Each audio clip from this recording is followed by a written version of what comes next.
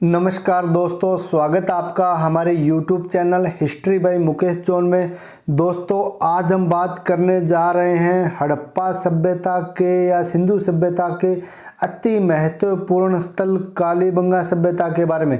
तो दोस्तों जो कालीबंगा सभ्यता है, जो वर्तमान में प्रतियोगी परीक्षा में हर एग्जाम में कालीबंगा सभ्यता से एक या एक से अधिक प्रश्न हर एग्जाम में पूछे जा रहे हैं। तो एग्जाम की दृष्टि से दोस्तों जो कालीबंगा सभ्यता है वो अति महत्वपूर्ण स्थल है।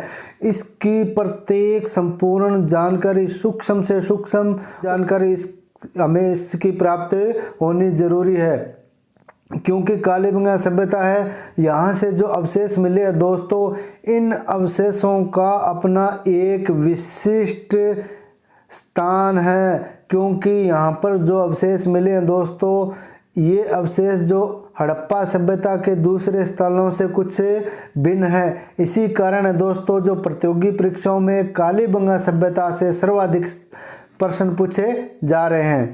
तो आज हम इस वीडियो में कालीबंगा सभ्यता के बारे में आपको अति महत्वपूर्ण जानकारी देने जा रहे हैं। हमने अपनी तरफ से कालीबंगा सभ्यता के बारे में संपूर्ण जानकारी एकत्रित करके आपके लिए ये वीडियो लाए हैं। तो आप हमारे साथ इस वीडियो में अंत तक बने रहना और आज हम आपको कालीबंगा की संपूर्ण जानकारी इस वीडियो में देंगे। तो दोस्तों जो कालीबंगा सभ्यता है ये वर्तमान में राजस्थान के हनुमानगढ़ जिले में है। राजस्थान के वर्तमान हनुमानगढ़ जिले में स्थित है और यह जो सभ्यता है दोस्तों ये वर्तमान में घग्गर नदी के बाएं तट पर स्थित है। तो घग्गर नदी के बाएं तट पर स्थित है और यह वही घग्गर है जिसको प्राचीन काल में दोस्तों सरस्वती नदी के नाम से जाना जाता था। कहा जाता है कि ये सरस्वती नदी बाद में जो विलुप्त हो गई और वर्तमान में इसके स्थान पर जो नदी है वो है घग्गर नदी। कालीबंगा जो सभ्यता स्थल है दोस्तों, इसका जो सर्वप्रथम ज्ञान हुआ था वो एक व्यक्ति थे दोस्तों, एल.पी. टेक्सटोरी। एल.पी. टेक्सटोरी एक भाषा शास्त्री हैं दोस्तों, जिनको कालीबंगा सभ्यता का सर्वप्रथम ज्ञान हुआ था और इन्होंने ही इस सभ्यता के बारे में दूसरे लोगों को बताया था। तो दोस्तों जो कालीबंगा सभ्यता है इसकी जो कार्बन पद्धति है ना C14, उसके आधार पर जो कालीबंगा का समय निर्धारण किया जाता है दोस्तों वो 2350 ईसा पूर्व से 1750 ईसा पूर्व है। 2350 ईसा पूर्व से दोस्तों 1750 ईसा पूर्व है। तो ये हमें ध्यान रखना है।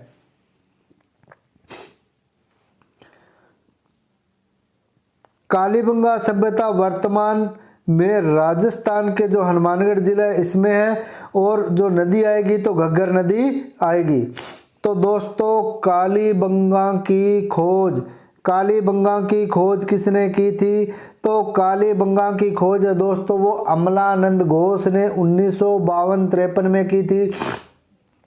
ये ध्यान रखना हमको कि जो खोज है इसमें कई बार 1952 भी आता है और 1953 भी आता है। अगर ऑप्शन में 1952 की जगह 1953 दिया हो तो वो भी सही होगा। ध्यान रखना है, कई किताबों में 1952 है और कईयों में 1953 भी दे रखा है। कालीबंगा सभ्यता का जो उत्खनन है दोस्तों, कालीबंगा का जो उत्खनन है वो 1961 ईस्वी में दो पुरातत्वविद थे।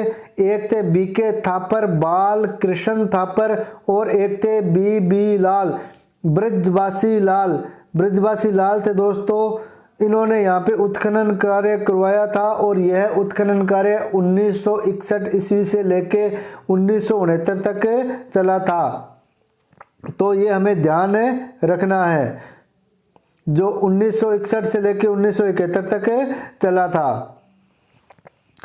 इस उत्खनन में दोस्तों हमें यहाँ से जो अवशेष मिले हैं वो कालीबंगा को एक विशिष्ट दर्जा प्रदान करते हैं। ये मोस्ट इम्पोर्टेंट है क्योंकि कालीबंगा के जो अवशेष मिले हैं वो हड़प्पा हड़प्पा या सिंधु सभ्यता के दूसरे स्थानों से काफ़ी भिन्न है और यहाँ पे कुछ अवशेष तो ऐसे मिले हैं जो सिंधु सभ्यता या हड़प्पा सभ्यता के दूसरों स्थानों से हमें नहीं देखने को मिलते।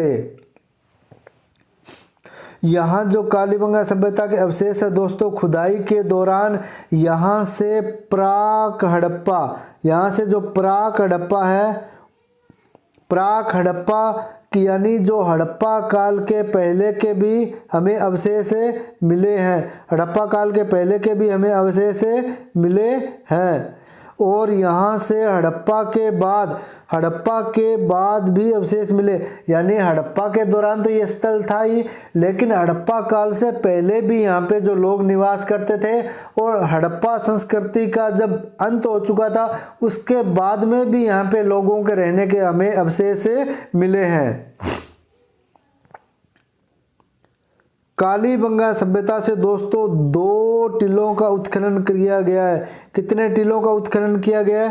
तो 2 टीलों का उत्खनन किया गया है। 2 टीलों का उत्खनन किया गया दोस्तों, यहाँ से 2 टीलों का उत्खनन किया गया, जिसमें जो पहला टीला है वो अपेक्षाकृत थोड़ा छोटा है लेकिन वो ऊंचाई में ऊंचा है। पहला टीला है वो छोटा है लेकिन थोड़ा ऊंचा है, जो कि पश्चिमी दिशा में है।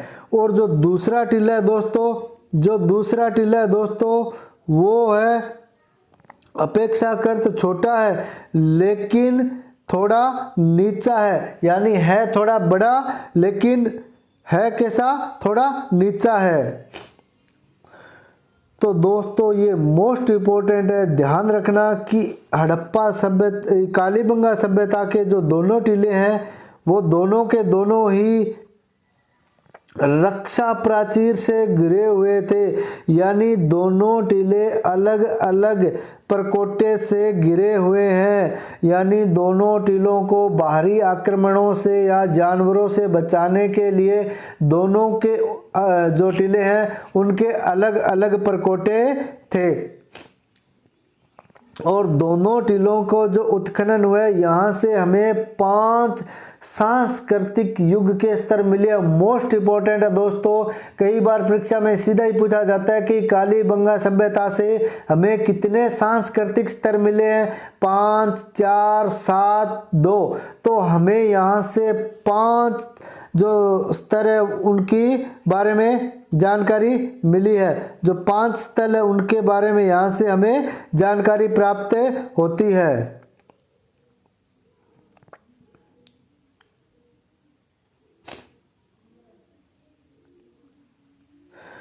तो कालीबंगा जो सभ्यता है दोस्तों, इसमें जब इसका 5 स्तरों का जो उत्खनन किया गया दोस्तों, तो उस उत्खनन से हमें काफ़ी महत्वपूर्ण साक्ष्य मिले हैं, जिनमें जो पहला है दोस्तों वो है जुते हुए खेत के साक्ष्य। विश्व में सबसे प्राचीन अगर कहीं जुते हुए खेत के साक्ष्य मिले हैं तो वो मिले हमें कालीबंगा सभ्यता से। कालीबंगा सभ्यता से हमें जो जुते हुए खेत के साक्ष्य मिले हैं वो इतने महत्वपूर्ण है दोस्तों कि एक तो ये विश्व में सबसे प्राचीन साक्ष्य, लेकिन ये ऐसे साक्ष्य जिनमें एक साथ 2 फसलों को बोए जाने के भी प्रमाण मिले हैं।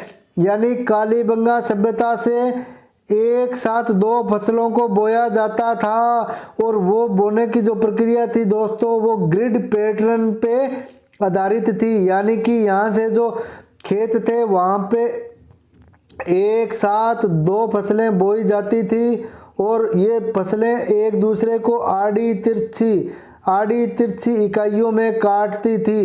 तो जो फसल है वो आड़ी तिरछी इकाइयों में काटती थी।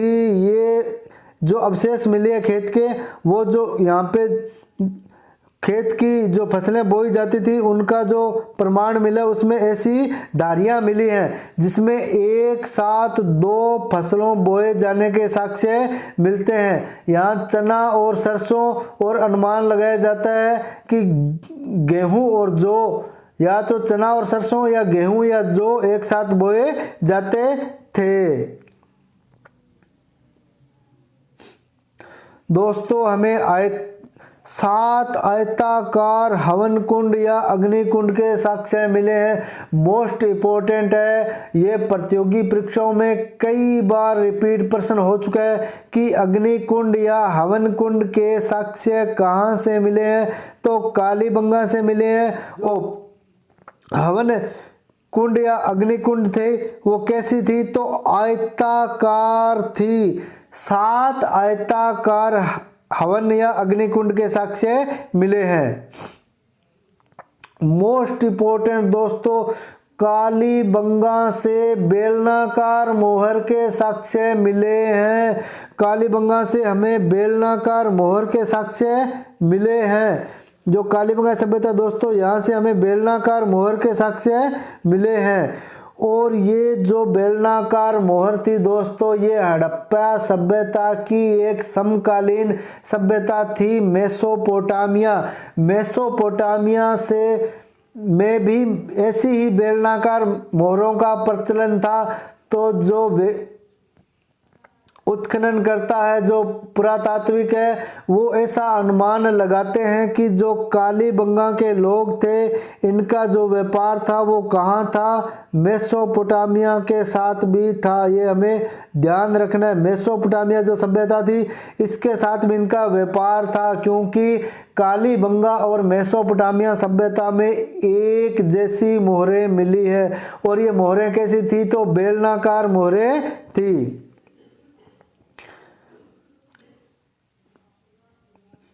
कालीबंगा से हमें एक युगल समाधि भी मिली है। यानी युगल का मतलब है दोस्तों कि यहाँ से एक साथ 2 व्यक्तियों को भी दफनाया गया है। और यहाँ से हमें प्रतीकात्मक समाधि का भी साक्ष्य मिला है।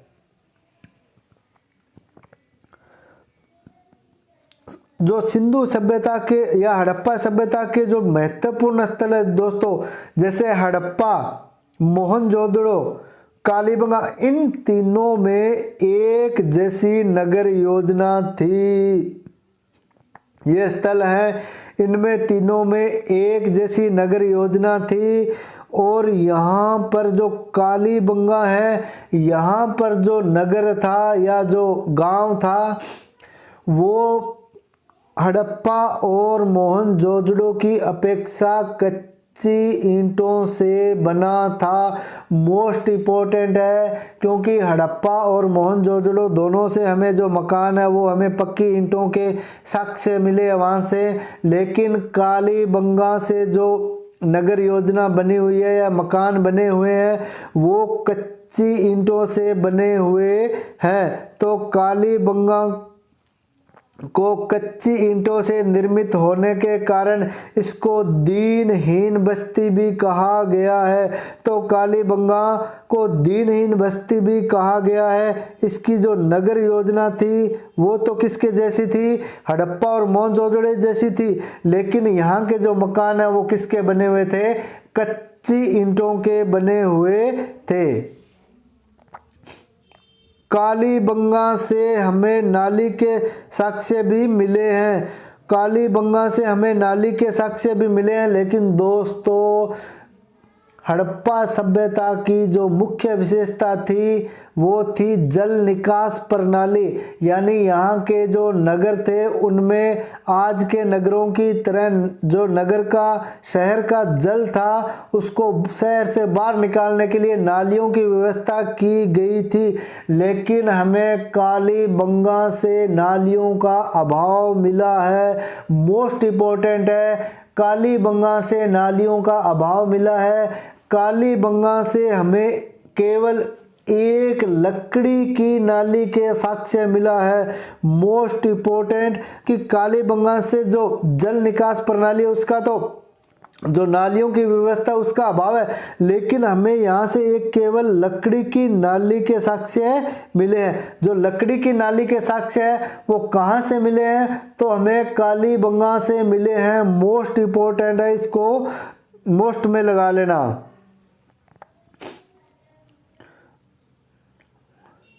अगला जो दोस्तों यहाँ से साक्ष्य मिला है वो है कालीबंगा का जो पश्चिमी टिल्ले हैं।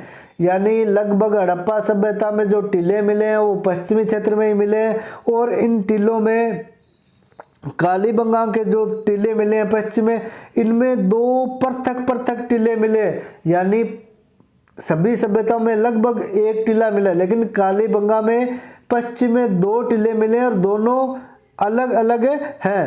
तो जिससे यहाँ से हमें दुर्ग का द्विभागीकरण के साक्ष्य मिले हैं। मोस्ट इम्पोर्टेंट है, यहाँ से हमें दुर्ग का द्विभागीकरण के साक्ष्य मिले हैं। तो कालीबंगा से जो पश्चिम में टीले मिले हैं वो पृथक हैं और दुर्ग का द्विभागीकरण का यहाँ से हमें साक्ष्य मिला है। इन टीलों में दोस्तों जो एक टीला था इसमें जनसंख्या का विशिष्ट वर्ग निवास करता था। जो एक टीला था इसमें जनसंख्या का विशिष्ट वर्ग निवास करता था और दूसरे टीलों में हमें हवन कुंडों के साक्ष्य मिले हैं। ये ध्यान रखना है, जो दूसरे टीला है उसमें हमें हवन कुंडों या अग्नि कुंडों के साक्ष्य मिले हैं। जो पश्चिम में टीले मिले हैं दोस्तों, इन्हीं के पश्चिम में हमें कब्रिस्तान के साक्ष्य मिले हैं। तो कालीबंगा सभ्यता में भी हमें जो टीले हैं उनके पश्चिम दिशा में कब्रिस्तान के साक्ष्य मिले हैं। एक अति महत्वपूर्ण जानकारी है दोस्तों ये कि कालीबंगा में दुर्ग एवं नगर दोनों अलग अलग रक्षा प्राचीर से घिरे हुए थे। ये मोस्ट इम्पोर्टेंट है।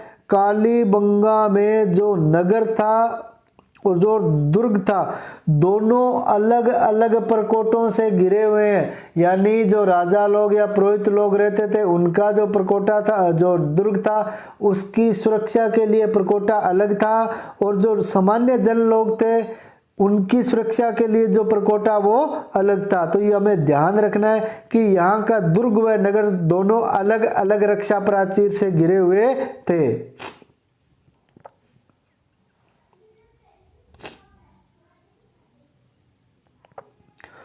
कालीबंगा में दोस्तों शवों की अंत्येष्टि के लिए, जो कालीबंगा है इसमें जो शवों की अंत्येष्टि के लिए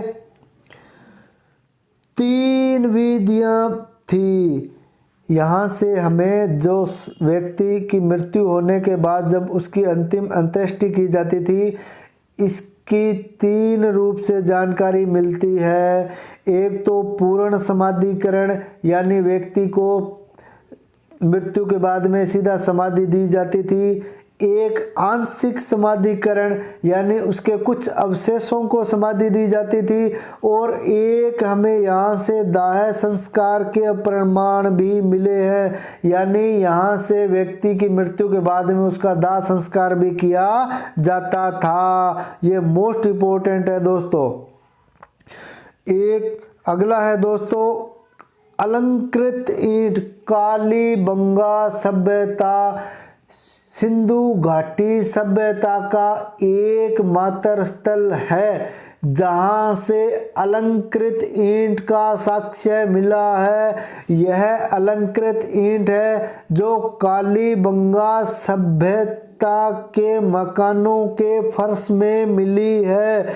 मोस्ट इम्पोर्टेंट है दोस्तों, जो अलंकृत ईंट है इसका प्रयोग है वो कालीबंगा के जो फर्श था, मकान के जो फर्श थे उनमें किया गया था। तो अलंकृत ईंट का साक्ष्य कहाँ से मिला है? तो कालीबंगा से मिला है। मोस्ट इम्पोर्टेंट है ये। और दोस्तों यहाँ से एक पूरा का पूरा हाथी दांत भी हमें कालीबंगा के उत्खनन से मिला है।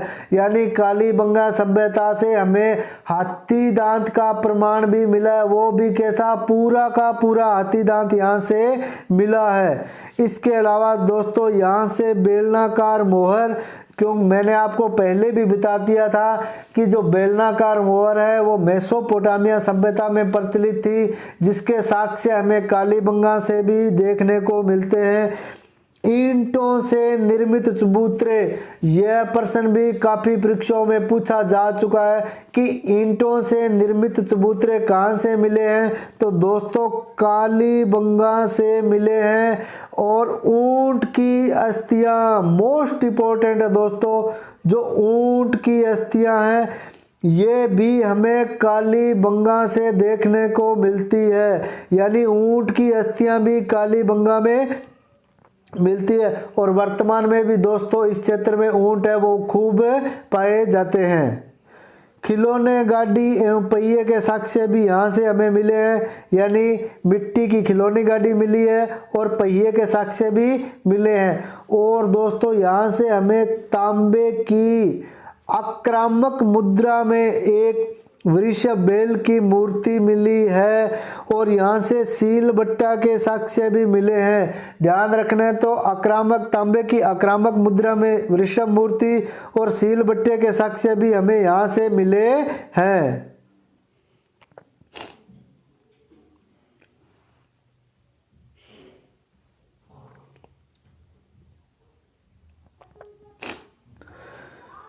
और दोस्तों यहाँ से हमें मिट्टी की एक मूर्ति मिली है जिस पर सींग युक्त, जो सींग युक्त देवता है उनकी आकृति का अंकन है। जो सींग युक्त देवता है उनकी आकृति का अंकन यहाँ से हमें मिला है। और एक यहाँ से हमें हाथी दांत की कंघी, ये भी ध्यान रखना है कि यहाँ से एक पूरा का पूरा हाथी दांत भी मिला है और हाथी दांत की कंघी भी मिली है। और कालीबंगा से दोस्तों जो मकान बने थे उनके जो दरवाजे थे या उनके जो गेट थे वो एक पल्ले वाले थे। ये मोस्ट इम्पोर्टेंट है, जो गेट थे वो कैसे थे, तो वो एक ही पल्ले के थे, यानी गेट है वो एक पल्ले वाले मिले हैं।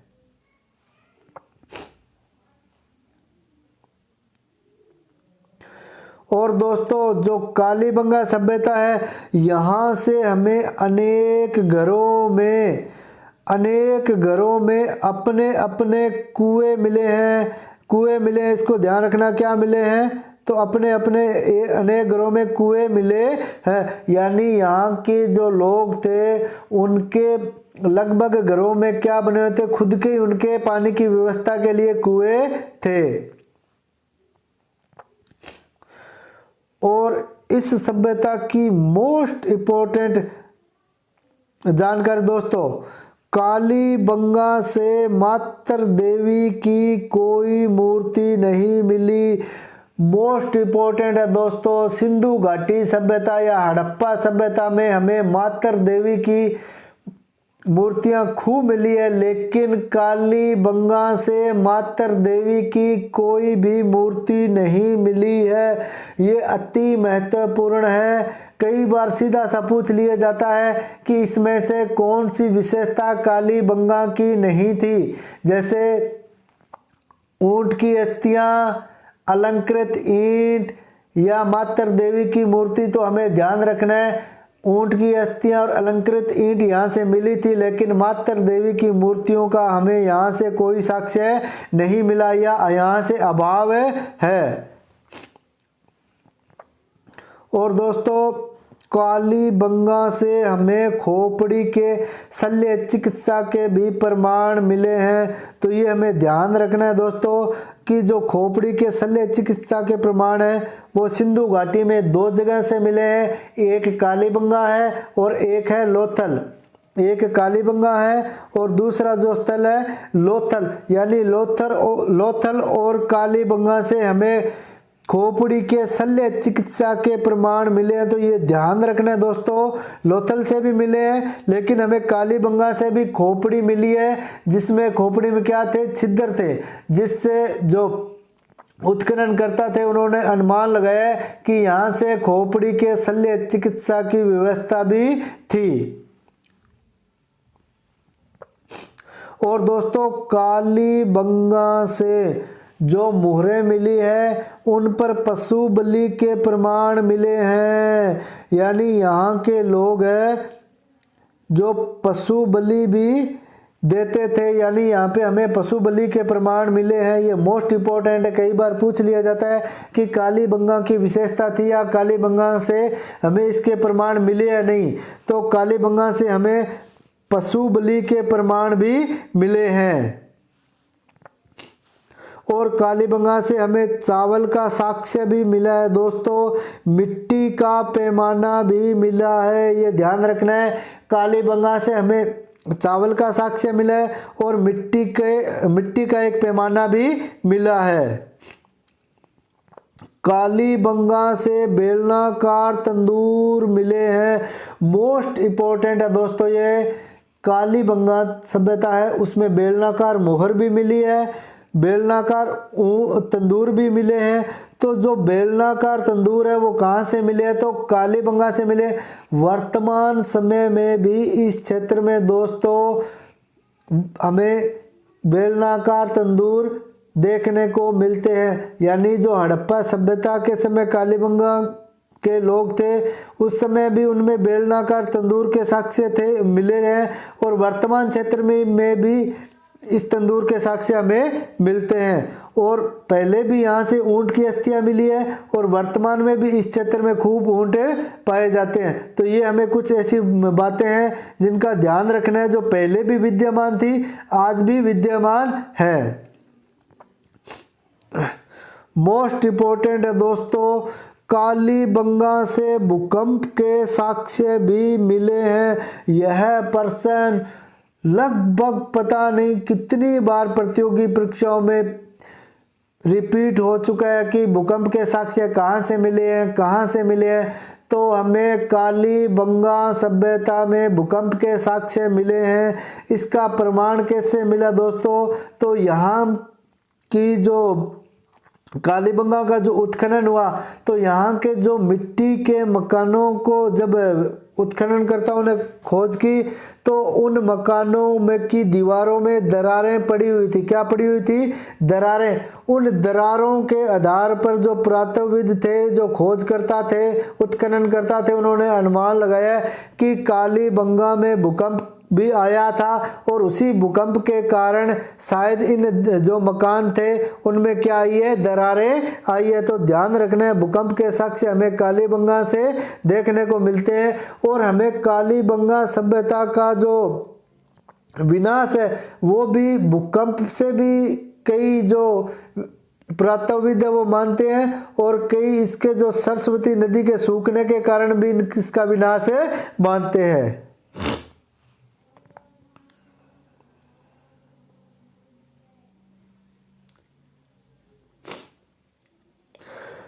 कालीबंगा और कोट दीजी दोस्तों, ये दो ऐसे स्थल है हड़प्पा सभ्यता के जिनमें काफ़ी समानता पाई जाती है। कालीबंगा और जो कोट दीजी है दोस्तों, इनमें काफ़ी समानता पाई जाती है क्योंकि दोस्तों जो कालीबंगा है यहाँ से हमें कच्ची ईंटों के और चूल्हे के जो साक्ष्य मिले तंदूर के, लेकिन जो कोट दीजी है उसमें भी कुछ ऐसे ही साक्ष्य मिले। कोट दीजी से भी हमें कच्ची ईंटों के मकान के साक्ष्य मिले हैं, जिससे लोग कालीबंगा और कोट दीजी के जो अवशेष है उनमें काफ़ी समानता मानते हैं। इसके अलावा जो कालीबंगा है दोस्तों, इसको दशरथ शर्मा ने हड़प्पा सभ्यता की तीसरी राजधानी भी कहा है। जो कालीबंगा है इसको जो दशरथ शर्मा थे उन्होंने हड़प्पा सभ्यता की तीसरी राजधानी जो हड़प्पा सभ्यता है इसकी तीसरी राजधानी कालीबंगा को किसने कहा था? तो दशरथ शर्मा ने कहा था। दोस्तों ये ध्यान रखना, मोस्ट इम्पोर्टेंट है, क्योंकि कालीबंगा सभ्यता एक ऐसी सभ्यता है जिससे हर परीक्षा में, लगभग प्रतियोगी परीक्षाओं में एक या एक से अधिक हमें प्रश्न देखने को मिलते हैं। इसके अलावा दोस्तों कालीबंगा से मैं आपको और बता देता हूँ, आप नोट कर लेना साथ साथ में। हमें यहाँ से लाल या गुलाबी रंग के चाक निर्मित मृत भांड, मोस्ट इम्पोर्टेंट है, लाल या गुलाबी रंग के जो चाक निर्मित मृत भांड मिले हैं यहाँ से साधारण तस्तरियाँ मिली है, यहाँ से टोंटीदार संकड़े मुंह के घड़े मिले हैं, टोंटीदार मिले हैं। और उनका मुंह कैसा है, तो संकड़े मुंह के घड़े यहाँ से मिले हैं। छोटे बड़े आकार के मटके यानी दोस्तों कालीबंगा से हमें छोटे से बड़े आकार के मटके, जो छोटे से बड़े बड़े आकार के यहाँ से हमें क्या मिले, मटके मिले हैं। ये भी हमें ध्यान रखना है। खंडित बेल की आकृति मोस्ट इंपॉर्टेंट है दोस्तों। एक यहाँ से मिट्टी की खंडित बेल की आकृति मिली है, यानी एक बेल की आकृति मिली है लेकिन वो टूटी फूटी हुई मिली है। एक तांबे का परशु यानी कुल्हाड़ी भी यहाँ से मिली है। तांबे की यहाँ से हमें क्या मिली, एक कुल्हाड़ी भी मिली है। ये भी हमें ध्यान रखना है। और दोस्तों यहाँ से हमें लिपि के साक्ष्य भी मिले हैं। हड़प्पा की लिपि जो अब तक खोजी जा चुकी है कई स्थानों से, लेकिन अब तक ये इस लिपि को कोई भी पढ़ने में कामयाब नहीं हुआ दोस्तों। तो कालीबंगा से भी इस लिपि के साक्ष्य मिले हैं। जो यहाँ से लिपि मिली है दोस्तों, ये दाएं से बाएं लिखी प्रतीत होती है, दाएं से बाएं लिखी प्रतीत होती है। और यहाँ की जो लिपि है दोस्तों, इसमें जो अक्षर है वो एक दूसरे के ऊपर खुदे हुए मिले हैं।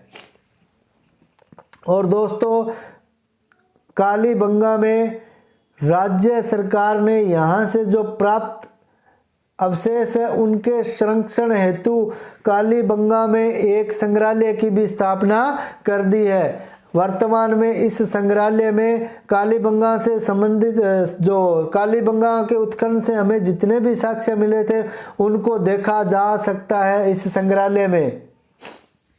तो दोस्तों ये थी आज की हमारी वीडियो कालीबंगा सभ्यता के बारे में।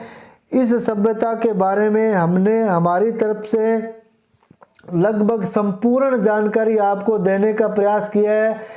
और एक मुख्य विशेषता दोस्तों, कालीबंगा का नामकरण, जो कालीबंगा का नामकरण है दोस्तों वो काली चूड़ियों के आधार पर हुआ था, क्योंकि यहाँ के उत्खनन से हमें काले रंग की चूड़ियाँ मिली है। और इन्हीं काली चूड़ियों के आधार पर इस सभ्यता का जो नामकरण है वो कालीबंगा पड़ा था।